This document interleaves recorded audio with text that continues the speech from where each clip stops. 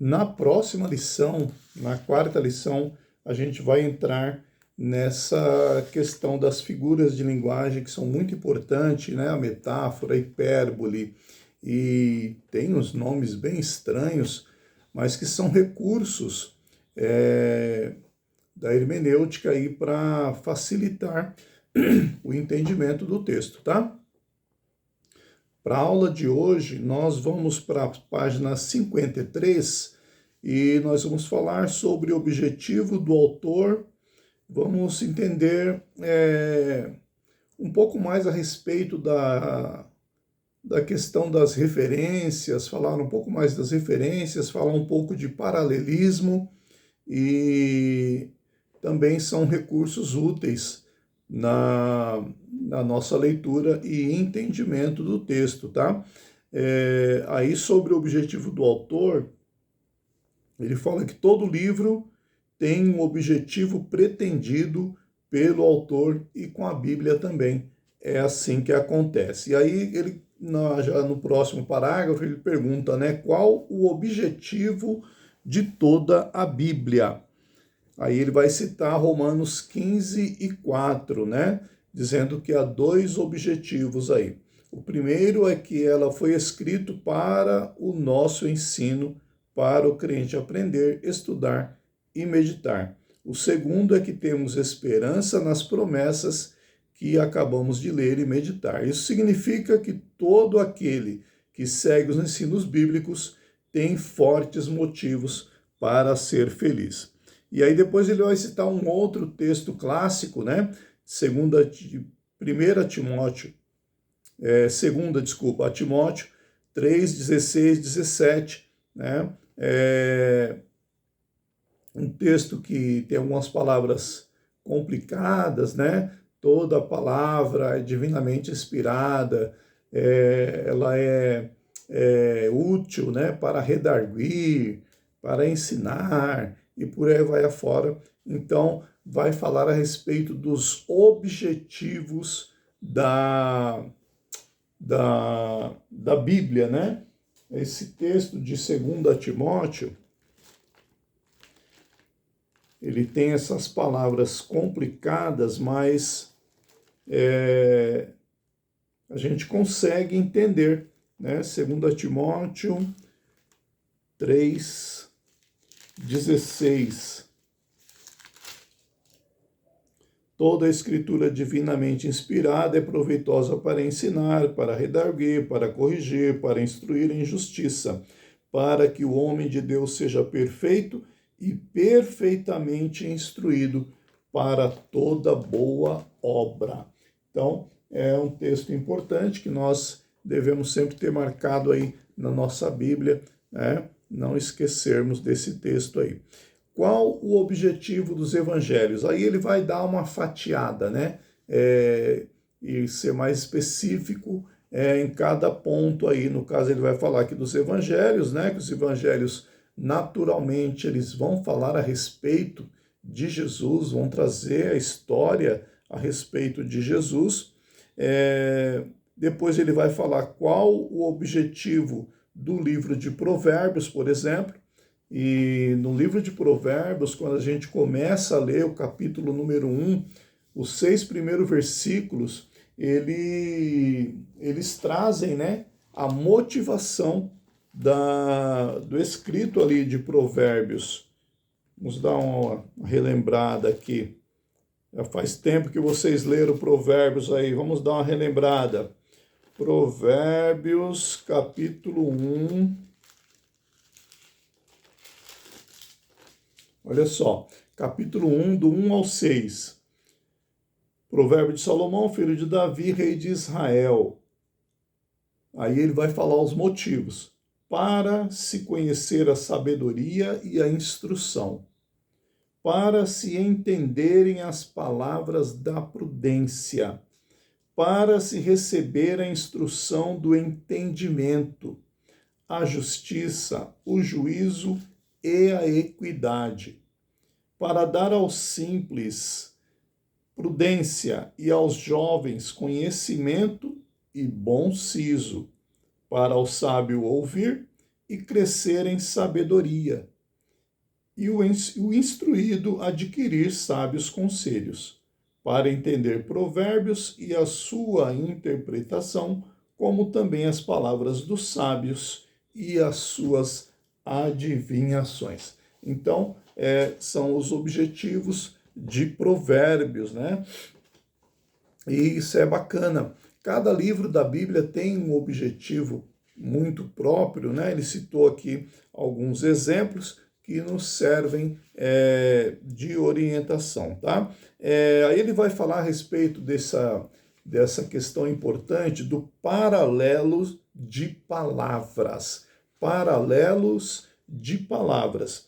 Então, esses paralelos são textos que, a exemplo dos evangelhos, que a gente pega, por exemplo, passagens que estão em mais de um dos evangelhos, né, com alguma diferença, mas você vai encontrar nos outros evangelhos, também tem palavras que a gente lê, ou assuntos, né, que a gente lê na Bíblia, mas que a gente vai encontrar um reforço, vai encontrar um paralelo daquela mesma palavra em um outro texto e que vai dar aquele mesmo sentido ali. A gente vai ver um pouco sobre isso.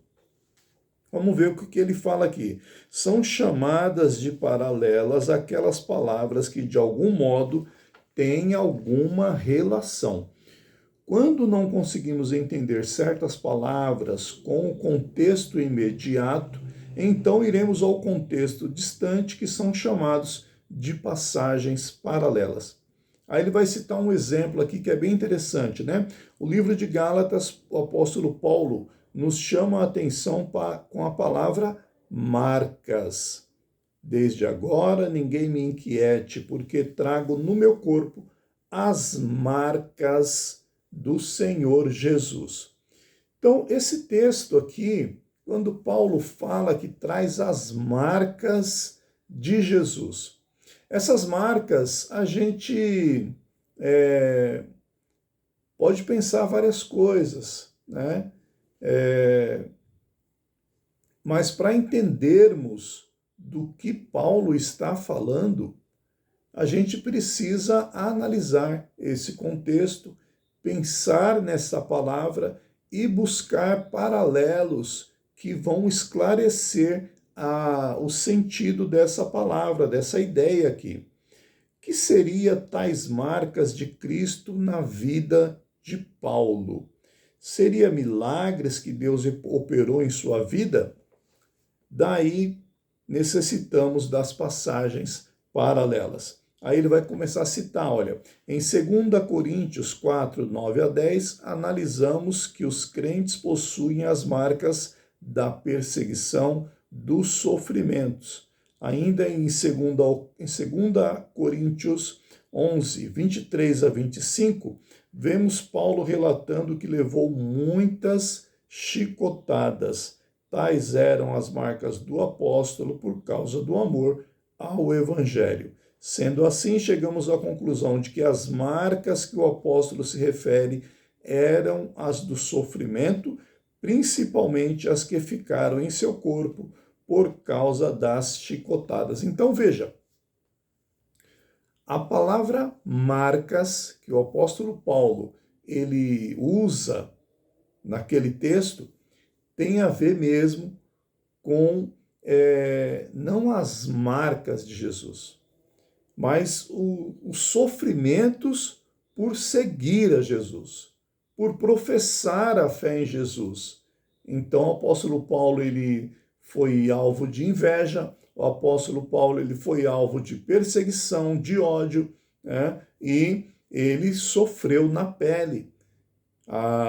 As chibatadas que ele tomou, né, 3 quarentenas menos uma, né, que não podia dar 40 chibatadas, então ele tomava 39. Uma acho que não vai aliviar muita coisa, mas eles faziam isso, né? E aquilo deixava a pele marcada, machucada.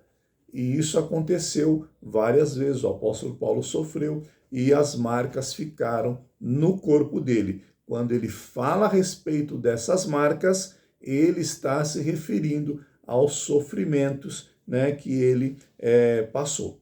Tá certo? Antes ainda aqui de seguirmos para paralelos de ensinos gerais, ficou alguma dúvida? Os irmãos estão entendendo o andamento aí? Tá tranquilo? Fala, Messias. No caso aí, o paralelo seria, né, as referências cruzadas, né? As referências cruzadas, elas mais uma vez vão nos ajudar nesse sentido, porque a gente lê um texto, a gente olha para as referências cruzadas. Quando a gente vai ler aquele texto sugerido nas referências cruzadas, a gente vai encontrar palavras daquele texto que a gente leu naquele outro texto. A gente vai encontrar ideias daquele texto que a gente leu naquele outro texto sugerido. Independente se é Novo Testamento, Velho Testamento, se é Salmo, se é profecia, eles colocam os versículos em cadeia de forma que as ideias ou algumas palavras que tem naquele texto que você leu estão também naquele outro texto, e você vê que pelo arranjo vai corroborar, vai ajudar, vai fortalecer o entendimento daquele assunto que você está lendo ali. Então, essa questão das palavras, das referências cruzadas, é muito indispensável, é muito útil, ajuda-nos demais. Então, toda vez que você está fazendo um estudo, está preparando algum assunto, algum texto, recorra às referências cruzadas, porque são muito úteis, né? Vai enriquecer melhor. Por exemplo, você está preparando uma mensagem, aí você leu um determinado versículo. Como que você enriquece essa mensagem, esse sermão que você está preparando? Conhecendo o contexto. Como que você conhece o contexto?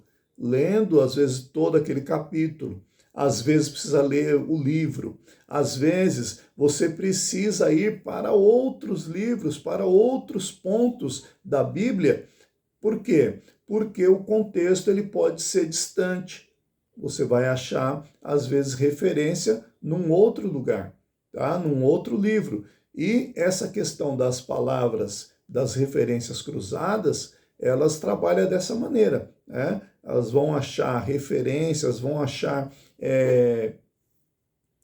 aquele mesmo assunto ou algumas palavras daquele assunto que você está estudando em outro ponto e que vai enriquecer mais aquele estudo, aquele ensino ali ou aquele sermão, tá bom? Fala, Daiane. Isso que você falou de as referências darem tanto no, você está me ouvindo, no Novo Testamento quanto no Antigo Testamento, não tem, porque assim, eu estava fazendo um estudo sobre a mesa de Jesus, as mesas, né, referente à mesa que Jesus. E aí teve uma referência que deu ao Antigo Testamento, eu não sei dizer exatamente onde era. Não tem essa questão, né, de ser do Novo ou de ser do Antigo. Então, a questão aí é que é a seguinte. Por exemplo, se você está num texto do Novo Testamento e você pega uma referência no Antigo Testamento,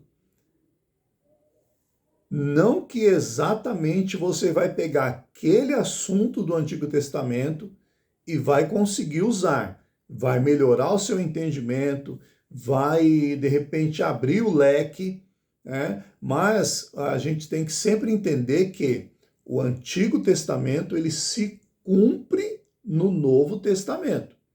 Então, por exemplo, você pega a respeito de o sacerdote, ou a respeito do templo, ou a respeito do sacrifício, e você está lendo no livro de Hebreus. O livro de Hebreus, ele tem muito essa questão do sacerdócio, essa questão do templo, essas coisas. No livro de Hebreus você vai encontrar.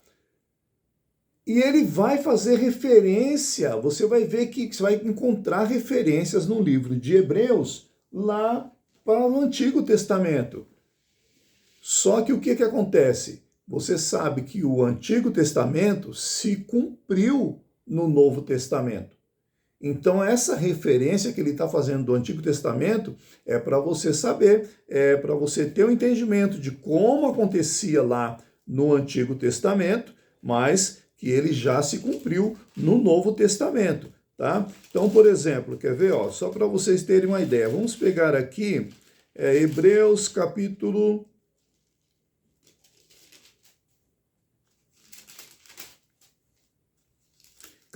5, Hebreus capítulo 5 fala assim, ó, versículo 1. Porque todo sumo sacerdote tomado dentre os homens é constituído a favor dos homens nas coisas concernentes a Deus, para que ofereça dons e sacrifícios pelos pecados. Isso aqui, nós estamos no tempo do Novo Testamento. O livro de Hebreus, ele é escrito já na época da igreja. Não está mais funcionando essa questão dos sacrifícios, essa questão do sacerdócio igual era na antiga aliança. Aí você pega aqui, ó, capítulo 5, versículo 1, ele nem faz referência para o Antigo Testamento. A referência que ele dá aqui, ó, é Hebreus 2:17 e Hebreus 8, do 3 a 4. Tá? No meu comentário aqui da minha Bíblia, ele leva lá para Levítico capítulo 4. Mas é o comentário da Bíblia, não é referência. Mas se eu pegar aqui, ó, vamos ver, referência Hebreus 2:17. Hebreus 2:17, ele vai falar assim: pelo que convinha que em tudo fosse semelhante aos irmãos, para ser misericordioso e fiel sumo sacerdote naquilo que é de Deus, para expiar os pecados do povo. O que tem de semelhante nesse versículo em relação ao que a gente lemos antes? Primeiro, que aparece a palavra sumo sacerdote. Segundo, o que está falando aqui a respeito do sacerdócio de Jesus, tá? É o que ele está falando aqui. E se a gente pegar aqui na referência desse versículo 2 aqui, capítulo 2:17, ele também não remete para o Antigo Testamento. Mas o assunto, você vê que está todo referenciado com o Antigo Testamento. Então, o que importa, de fato, é a gente não utilizar o Antigo Testamento com o mesmo valor, a mesma forma de enxergar do Novo Testamento. Porque o Novo Testamento, ele é o cumprimento. Do Antigo Testamento para o Novo Testamento, está havendo uma progressão de revelação, tá? Então, lá naquele começo, no Antigo Testamento, ele está desvendando as coisas. Quando chega em Jesus, está tudo revelado, está escancarado, tá bom? Mas é importante utilizar, sim, as coisas do Antigo Testamento para entendermos o Novo, tá? Porque um depende do outro, ok? Outra coisa que... Fala, Messias. Desculpa, só mais uma observaçãozinha. Voltando aqui nas marcas de Paulo. Se eu pego o versículo de Atos 9:16, ele está relacionado com as marcas de Paulo? 9:16, Atos? Isso, eu posso ler ele. Tá, pode falar. Eu estou com a leitura atual, que Jesus diz assim, ó, ele fala para Ananias: eu mesmo vou mostrar a Saulo, né, Paulo, tudo que ele terá que sofrer por minha causa. Esse sofrimento que ele vai ter vai ser as perseguições, vai ser prisões, porque ele vai estar indo para estar pregando o evangelho de Jesus, né? E nessa trajetória vai acontecer um monte de coisas com ele. Então, essas marcas aqui está relacionado também com esse versículo de Atos 9:16. Pode, com certeza, porque de fato os sofrimentos que ele teve, né, as perseguições que ele teve, é justamente um cumprimento disso que Jesus falou a respeito dele, né, que ele saberia o que ele teria que sofrer, o que ele padeceria por amor de Jesus, justamente. Muito bom. Antes ainda de nós entrarmos aqui nos paralelos de ensinos gerais, eu gostaria de chamar a nossa atenção para uma coisa interessante.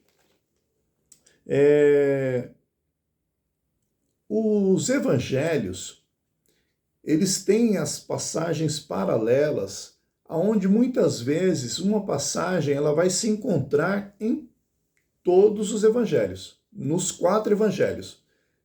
Aí eu separei uma passagem aqui, que é a entrada triunfal de Jesus em Jerusalém. Essa entrada triunfal é porque Jesus, ele inicia o seu ministério lá na Galileia, tá? Ele faz os milagres, ele tem todo um trabalhar ali, ele vai para Cafarnaum, ele faz toda aquela caminhada, mas Jesus, ele vai para Jerusalém.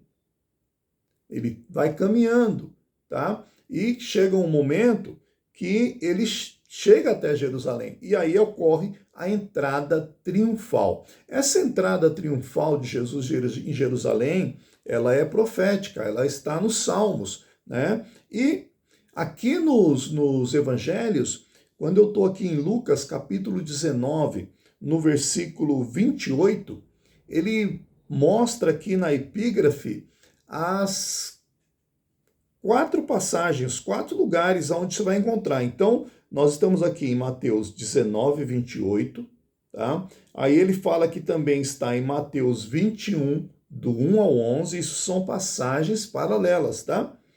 Em Marcos 11, do 1 ao 11, e em João 12, do 12 ao 19. Essas passagens, elas vão tratar do mesmo assunto, ainda que com alguma diferença. Então, isso são passagens paralelas. Qual a importância das passagens paralelas? Elas se complementam. Elas se complementam. E isso é muito bacana, porque, por exemplo, às vezes você está pregando em Marcos, e Marcos ele é sucinto, né? Como o irmão Marcos falou ontem, né? Marcos é rápido, né? E Marcos ele é bem assim, direto ao ponto.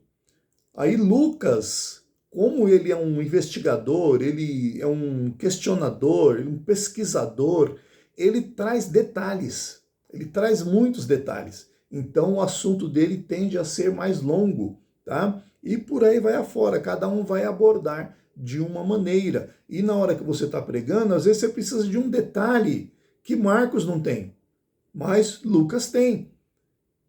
Você vê que naquela passagem do jovem rico, Marcos ele faz um apontamento que eu não me lembro se os outros evangelistas fazem, que quando aquele rapaz ele ouve Jesus falar que ainda lhe faltava algo, ainda lhe falta uma coisa. Então ali ele se entristeceu e Marcos ele destaca que Jesus amou-o. Marcos faz essa observação que Jesus amou aquele jovem, tá? Me parece que não tem essa observação nos demais relatos, tá bom? Então isso é um diferencial, umas coisas que a gente acha em uma passagem, não acha em outra, e são úteis para enriquecer a nossa fala, a nossa exposição. Isso é muito maravilhoso. Fala, Arthur. Boa noite, irmão Paz. Amém. 3 coisas. Primeiro, com relação ao monte do Antigo Testamento e Novo Testamento, a gente geralmente tem uma falsa sensação, né? Que Deus meio que muda ali do Antigo para o Novo, né? Mas na verdade, quando você lê com as referências, você percebe que não, né? Você percebe que é só uma falsa sensação mesmo, né? Se você vir a leitura em sequência, né? Você percebe que é muito complemento, e também do próprio Antigo, tem muita história, né? Muita coisa que parece que é Deus que é falando, mas não, é a pessoa falando que Deus está falando, mas a pessoa está mentindo, né? Isso rola muito no Velho do Antigo Testamento, né? Outra coisa, como falou, referente os evangelhos, né? Tem um livro, que eu não vou lembrar o nome agora, que é todos os evangelhos, um do lado do outro. Aí eles comparam cada versículo. Acho que não tem esse livro. Não, não tenho. O irmão sabe que livro que é, né? Eu sei. E esse livro é muito interessante. Eu estou até pensando em comprar ele para ver as referências, né? Que ele compara certinho aonde diz cada coisa, né? É bacana. Só isso, irmão, que eu estou comentando só. É muito bacana. Essa questão dos evangelhos lado a lado é muito legal por conta de você não precisar ficar virando folhas, né? Você está ali com as passagens uma ao lado da outra. E é bacana, porque para estudo, para você ler na igreja assim, é complicado, né? Para você seguir uma leitura. Tem Bíblias que não dá para levar para a igreja, tem livros que não dá para usar numa leitura, num culto, por exemplo, tá? Com uma Bíblia de estudo cronológica, por exemplo. É uma Bíblia complicada, não é que nem a sequência que a gente tem na nossa Bíblia normal, tá?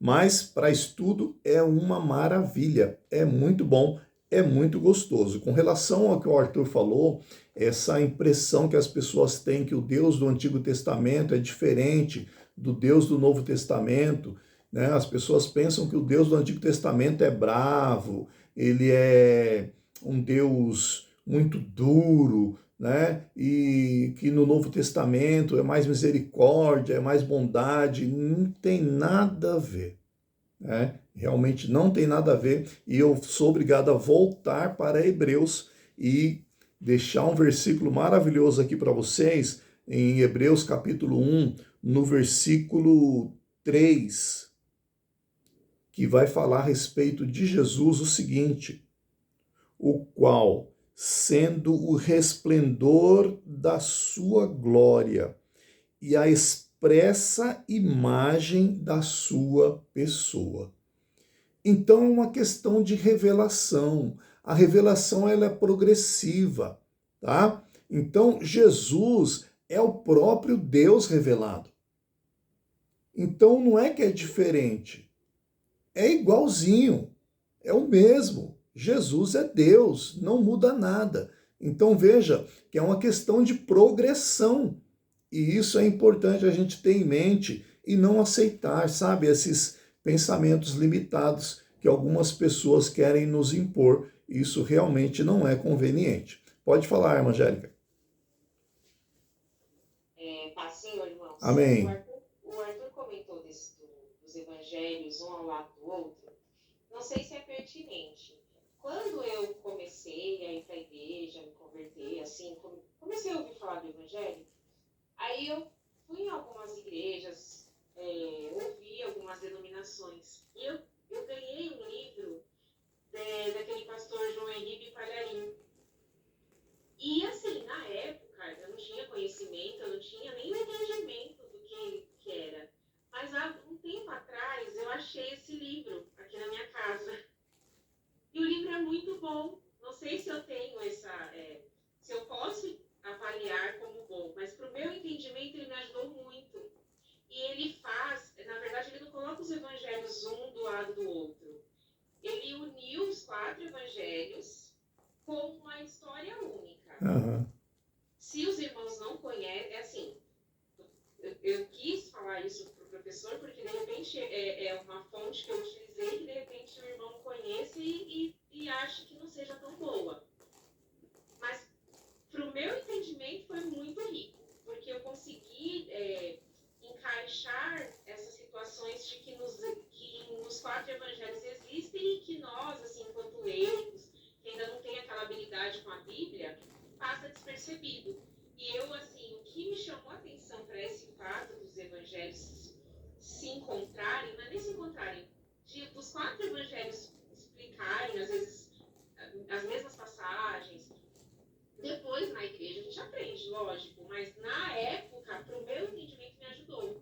E eu tenho esse livro, então, assim, se for uma fonte útil, eu disponibilizo. Particularmente, eu gosto muito. É bacana. A gente, quando fala de pessoas, né, de líderes, a gente fica meio cheio de dedos, né? Talvez até a irmã Angélica ficou um pouco reservada para falar do pastor João Ribe. Mas, assim, não vejo problemas, né, em relação ao pastor João Ribe, João Ribe, né?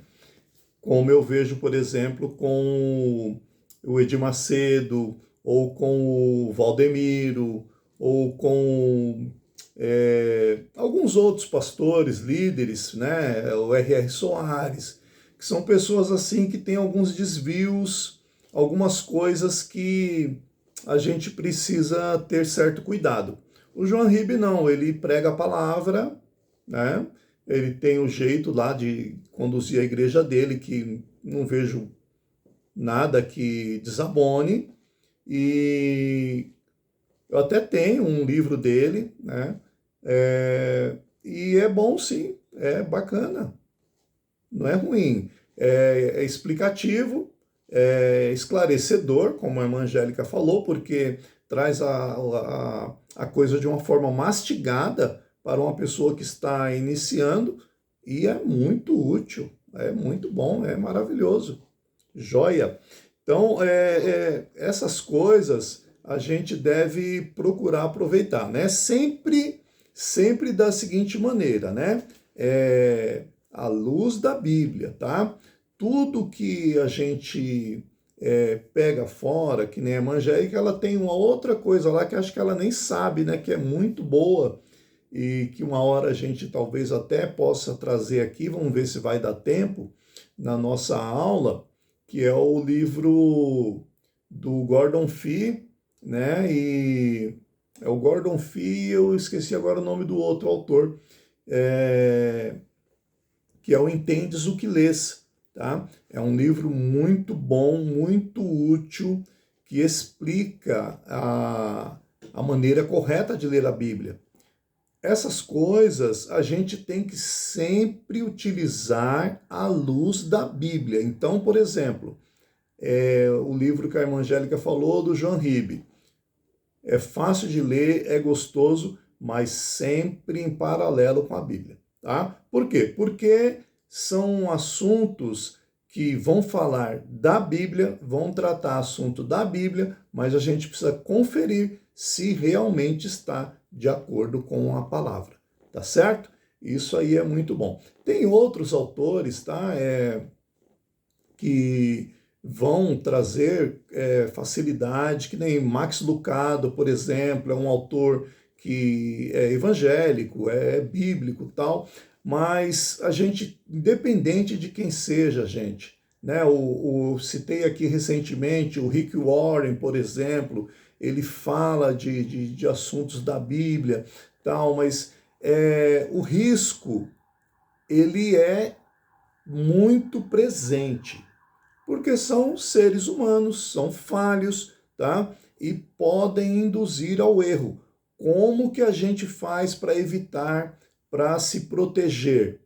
Bíblia, tá? Sempre a Bíblia do lado, conferindo, vendo, tá? Para não cair aí em enganos. Fala, Daiane. Sem querer sair do foco da aula, já falando em livro, eu sempre tive curiosidade de entender Jesus de um outro ângulo, assim, não fugindo da Bíblia. Mas, por exemplo, tem um livro e ele fala da análise de Jesus na psicologia e nas inteligências de Jesus, na visão da psiquiatria e da psicologia. E ele traz referências bíblicas. Eu fiquei um pouco receosa com esse livro, mas ele traz referências bíblicas o tempo inteiro. Cada texto é uma referência bíblica naquela história. Então eu vi que não fugia muito da palavra de Deus. Porque quando a gente fala de psicologia e psiquiatria, a gente fala assim, nossa,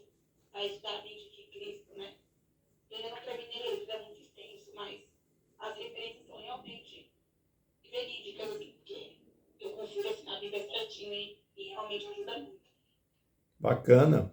Isso é bom, porque abre um pouco, né, a nossa mente, tipo de leitura, para a gente sair ali sair da caixa, sabe? Fora da caixa. Isso eu acho muito bom, muito importante, porque abre um leque e enriquece. Tem um livro que ele fala do sacrifício de Jesus, analisado pela medicina. Como que é? É alguma coisa assim, eu não vou lembrar agora exato, mas é o sofrimento de Jesus analisado pela medicina. Um negócio assim tremendo. Mas essas coisas são gostosas de ler. Eu já li bastante livro, já tive mais assim disposição para ler. Hoje em dia eu já não sou tão devorador de livros, até porque dá sono, né, Messias? Você começa a ler e tome sono, não aguenta, não dá conta. E a gente é tanta coisa, irmão, que a gente tem que fazer. Então, assim, a gente acaba não dando conta, não evoluindo, sabe? Então a gente mais começa a colocar o pé no freio. Mas é muito importante a leitura. A leitura abre o nosso, melhora o nosso vocabulário, enriquece o nosso conhecimento. Entendeu? Você vê um jovem como o Marcos ontem, aquela pregação dele, onde aquele jovem ele busca tantas palavras, de onde que ele tira aquela velocidade para falar dos assuntos assim, parecendo uma metralhadora. Leitura. Leitura, enriquecimento, a mente está cheia. Né? A gente pensa que ora muito, que ora muito, faz muito jejum, né? É nada, irmão, estuda muito. Estuda, tem que estudar, tem que mergulhar, tem que buscar, tem que enriquecer. É dessa maneira que funciona, não tem outro jeito. Claro que tem que orar, claro que tem que buscar na palavra, tem que buscar a direção de Deus, pedir iluminação, pedir direção do Espírito Santo. Muito bom, mas temos que fazer a nossa parte. A leitura precisa ser algo que a gente tenha gosto. Tem uma pessoa que a gente começou a fazer um curso uma vez, e essa pessoa chegou para mim e falou assim: Edmilson, sabe o que é? É que eu não gosto de ler. Eu não gosto de ler. Eu não tenho costume, eu não consigo ler. Falei, meu irmão, como é que você vai aprender Bíblia sem ler? Não existe isso. Então tem que tomar gosto pela leitura. Como que é tomar gosto? É aquele negócio de... Eu quando eu pegava um livro para ler, eu até peguei um livro assim que ainda está sendo um desafio que eu não encarei, né? Igual quando eu fui ler, por exemplo, o livro O Guarani, lá na 8ª série, lá fui ler o livro Guarani. Aí eu olhei para aquele livro e falei, meu Deus do céu, sei lá se 200, sei lá quantas páginas. Falei, não vou conseguir ler esse livro nunca. Aí eu lia Iracema, lia todos os romances, né, de José de Alencar, de Eça de Queiroz e esse camarada todo lá. Mas aquele eu não conseguia ler. Aí comecei a ler, que é negócio de Peri, Ceci e não sei o que e tal. Meu Deus do céu, que negócio mais sem sentido. Aí eu li aquele livro todinho, gostei do livro, né? E hoje eu tô com um livro aqui, que não é meu não. Cadê? Deixa eu ver se eu acho ele aqui. Acho que é esse aqui, ó. Eu acho que é esse livro aqui, que é do C.S. Lewis, As Crônicas de Nárnia. Esse livro é do Vinícius. Eu fico olhando para esse livro, fico com vontade de ler esse livro, mas esse negócio de muita, parecendo mitologia, sabe? Esses negócios eu fico, meu Deus do céu, não consigo. Mas uma hora, quem sabe, eu enfrente esse desafio aí, porque é bom ler. é importante ler, tá bom? Nós entramos nesse assunto por causa da irmã Angélica, depois vocês cobrem ela aí pelos 10 minutos aqui que nós falamos sobre leitura. Fala, Arthur. Eu vou comentar rapidinho. Pode falar. Com relação à comparação, quando não fazer a comparação de algum versículo, pode ver que muitas vezes um vai estar diferente do outro. O mesmo versículo, né? Por exemplo, a tentação de Jesus, né? Muda, né? Eu estava vendo pela parte histórica, isso até é uma prova que os evangelhos não foram manipulados. Porque há essa divergência, né? Porque na tentação de um evangelho está numa ordem, e no outro evangelho está em outra ordem a tentação de Jesus, né? Isso prova que não foram escritos tudo junto, uma pessoa do lado da outra, né? Manipulando os fatos, né? É isso mesmo, essa questão que o Arthur está falando com relação à sequência, né, das tentações, né, que foram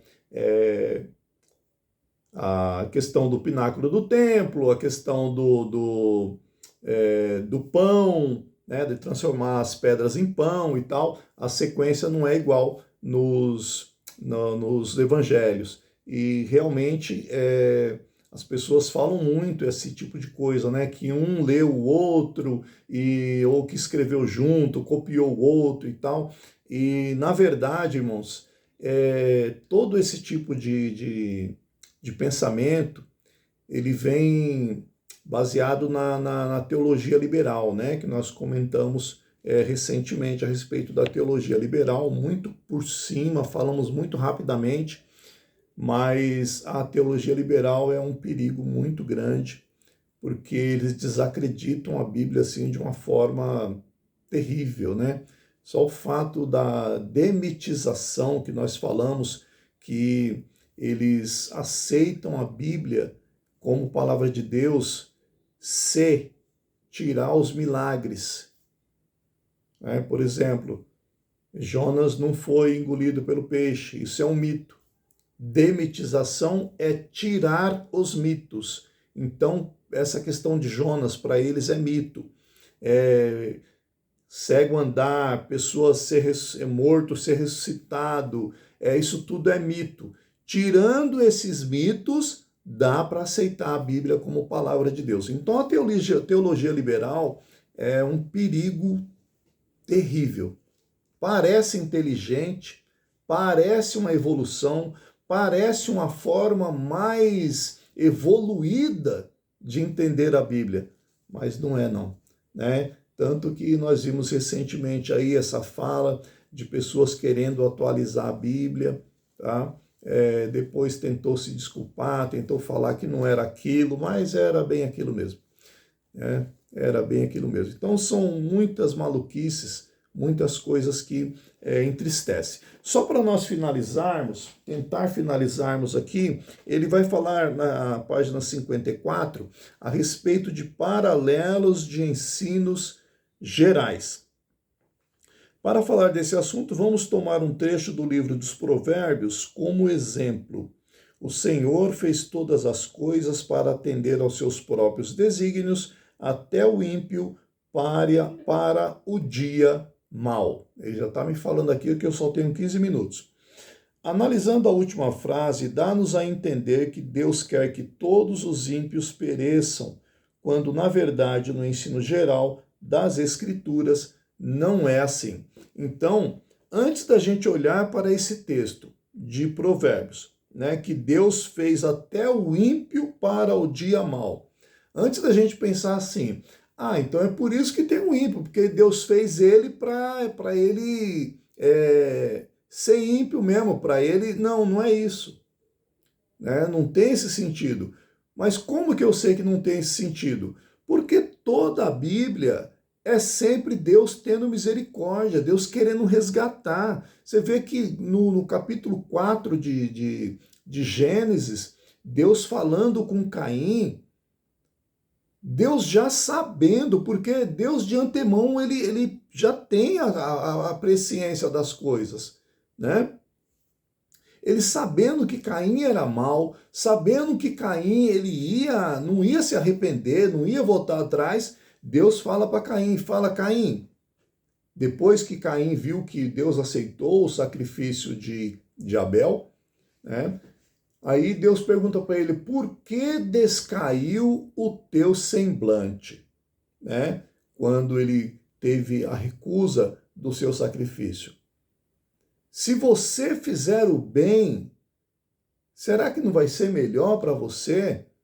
Mas se você não voltar atrás, né? Tipo assim, você não mudar esse seu pensamento, o mal já está à porta. Ou seja, Deus já estava vendo o coração de Caim, que ele estava com maldade, que ele estava com má intenção, que ele queria resolver a coisa de um jeito ruim. Ué, mas se Deus já sabia de tudo isso, para que Deus está dando oportunidade para Caim? Porque Deus é um Deus de oportunidade. Nosso Deus é um Deus misericordioso sempre. Nós vemos o caso, por exemplo, do rei Manassés, que quando nós começamos a ler a respeito da história dele, fala que ele foi um dos piores reis. Um rei terrível, terrível. Mas acontece que o final da história de Manassés, Deus envia um castigo terrível para ele e ele se arrepende. Manassés se arrepende, irmão. Isso é um negócio complicado. E sabe o que acontece? Deus perdoa Manassés. E Deus, ele, como é que eu vou falar? Aplaca a sua ira, ele desvia o seu furor de Manassés. Por quê? Porque Deus é misericordioso. Deus é bondoso. Então, como é que eu vou ler aqui Provérbios, como nós lemos aqui, 16:4, que Deus fez o ímpio para o dia mau, e vamos entender que isso aqui significa que Deus criou pessoas para morrer, que Deus criou pessoas para ir para o inferno, ou coisas que tais. De jeito nenhum, irmão. Todos têm oportunidade, basta dar lugar, basta se arrepender, aceitar. Irmão, tem lugar para todo mundo no céu. É só querer. Fala aí, Messias. Me corrija se eu estiver errado. Quando eu leio João 3,16, joga tudo isso por terra, né? Exatamente. Porque essa questão de João 3,16 é uma briga entre os calvinistas e os arminianos, porque lá está escrito que Deus amou o mundo de tal maneira que deu seu Filho para que todo, essa palavra todo, eu não vou conseguir abrir aqui agora a minha Bíblia, que eu não mandei para vocês, com os termos na língua original, mas a palavra todo me parece que é panta no grego. E deixa eu ver se eu vou achar aqui. E aí, essa palavra todo, que está lá no grego, ela é usada de maneira que é todos mesmo, né? São todos, porque depois a palavra todo vai ser usada em outras situações que vai ficar muito claro e vai dar um entendimento de que realmente são todos e não alguns, né? Porque eles ficam com essa discussão, querendo diminuir a abrangência do amor de Deus. E a abrangência é total, não é uma coisa assim para dar motivo para discussão, mas eles ficam discutindo, tá? Então, realmente, João 3,16 vai resumir essa questão, porque Deus amou todos, né? E a salvação é para todos, amém?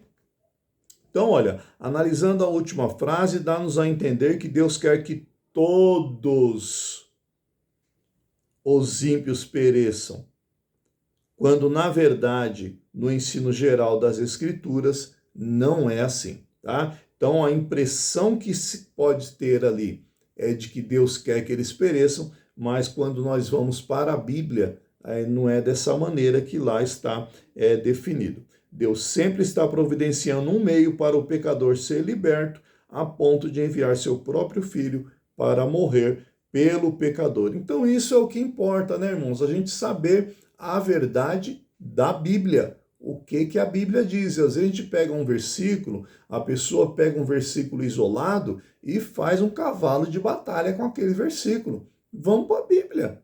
O que a Bíblia fala no seu todo a respeito desse assunto? É isso que vai comandar, tá bom? Paralelos aplicados à linguagem figurada. Então aqui nós vamos só dar essa pincelada na linguagem figurada e na próxima lição nós já vamos falar só de linguagem figurada para ser a cereja do bolo aí da nossa matéria. Vamos tomar como exemplo disso um trecho do livro dos Salmos. Porque na mão do Senhor há um cálice cujo vinho é tinto, está cheio de mistura e dá a beber dele, mas as escórias dele, todos os ímpios da terra as sorverão e beberão. Salmo 75:8. Nesse versículo encontramos a palavra cálice, mas que tipo de cálice seria esse? Será que se trata de uma linguagem figurada? Analisando esse texto, chegamos à conclusão de que ele é uma linguagem figurada, pois comparando com o trecho de Isaías 51, vemos o que o cálice aqui mencionado refere-se à ira de Deus sobre os ímpios pecadores. Toda linguagem figurada tem uma interpretação na Bíblia. Não se deve ficar inventando uma interpretação à linguagem figurada. Isso é perigoso e antibíblico. Então, por que eu achei importante a gente falar sobre isso aqui? Porque vai dar já uma pincelada, né? Um preparo para o nosso estudo da próxima lição, para falar das palavras que são usadas aí muitas vezes em muitos livros de forma figurada e que a gente não pode tomar pelo seu sentido literal, tá? Eu comentei na escola dominical recentemente de um texto que fala que Deus subiu nas asas de um anjo e voou. Né? Então é algo assim que a gente tem que ficar esperto. Tem coisa que é simbólica, irmão, tem coisa que é figurada. É que Deus está precisando de anjo com asa para poder se deslocar? Não é complicado o negócio? Então, são coisas que a gente precisa aprender. Que linguagem é aquela, tá? Sempre que lermos a respeito de texto que fala da mão de Deus, do nariz de Deus, né? É tudo linguagem figurada. Deus está assentado. Então essas coisas a gente não pode entender literalmente. Não dá para entender literalmente. Não tem sentido. Quer ver outra coisa que vocês vão querer me bater? Lá no céu tem livros onde estão escritos, estão registrados. Será que tem livro no céu, irmão? Já parou para pensar nisso? Então tem muita coisa que é simbólico, é para que a gente entenda. É para que a gente entenda. Mas não significa que vai ser exatamente desse jeito que está sendo falado, né? Fala. Não tem pra gente dar um glória a Deus, um anjo que pega o glória, pra gente dar uma cestinha e levar pra Deus, não? Que nem aí ensinaram nas crianças. Não entendi. Como que é o negócio? Não é assim que a gente aprende da criança? Dá um glória a Deus, vem um anjo, põe a cestinha e leva lá pra Deus. É bom, né, para a gente poder entender, né, Arthur? Mas tem um texto na Bíblia que fala que as orações dos santos, elas são recolhidas por um anjo e são levadas diante de Deus como um incenso, né, com cheiro suave. Mas todas essas coisas são para a gente poder ter um alcance, a nossa imaginação ter um alcance da dinâmica, de como funcionam as coisas, para a gente poder ter esse entendimento. Mas não significa que é literal, a gente gosta das coisas literal, sabe? Ali, é preto no branco. É o racismo aí, irmão, vigia. Então, essas coisas a gente vai aprender um pouquinho, tá? Mas não vão ficar craque não, porque é muito assunto, irmão. É muito assunto. Mas já vai dar uma melhorada. Amém, queridos? Podemos encerrar? Alguém gostaria de fazer algum comentário, perguntar alguma coisa? Todo mundo esclarecido, todo mundo craque. Muito bom. Então, na próxima semana, ou de repente até hoje é segunda, lá para quarta-feira, talvez eu já mande a lição para vocês já irem se preparando, se for imprimir, se for encadernar, se for ver no computador, e aí vocês já conseguem ter tempo para resolver isso aí, tá certo? Então Deus abençoe, né, cada um que pôde estar aqui nesta noite, né, que possamos guardar esse aprendizado e seja crescimento para o nosso ministério. Amém? Vamos orar e vamos já finalizar mais essa aula.